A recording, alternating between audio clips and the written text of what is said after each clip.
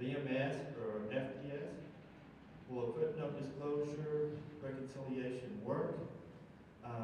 My experience is no.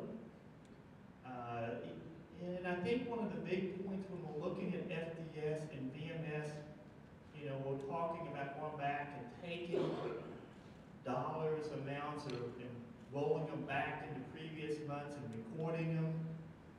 But here's my question I always bring up. Where is your accounts payable adjustment on your FDS at the end of the year accruing for that hat cost?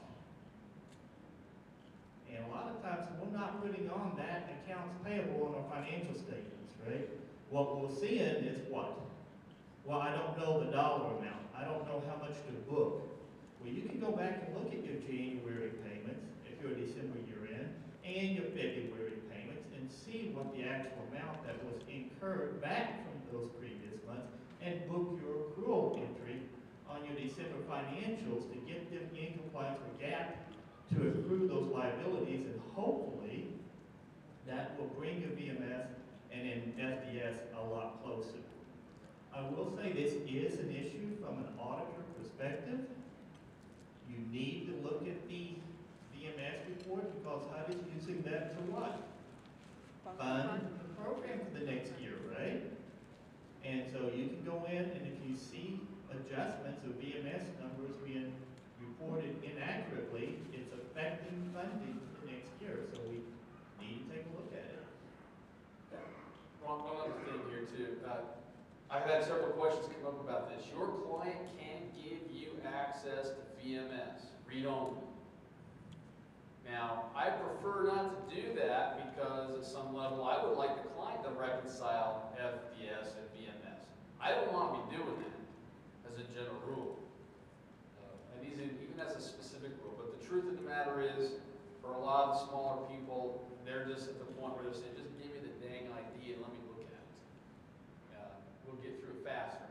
But, you know, it's just one of those things that, you know, and anyone who doesn't recognize right now that that's happening, I just tell everybody, just like I said yesterday, you better be looking at that in every submission. That's one of the first things they're going to highlight now.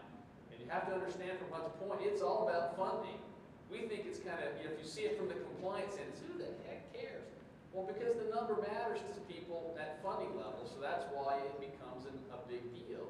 And auditors don't always see it from that perspective.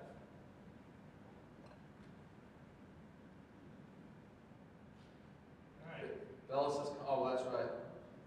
Now, the last one, what is a conditional acceptance for future submissions?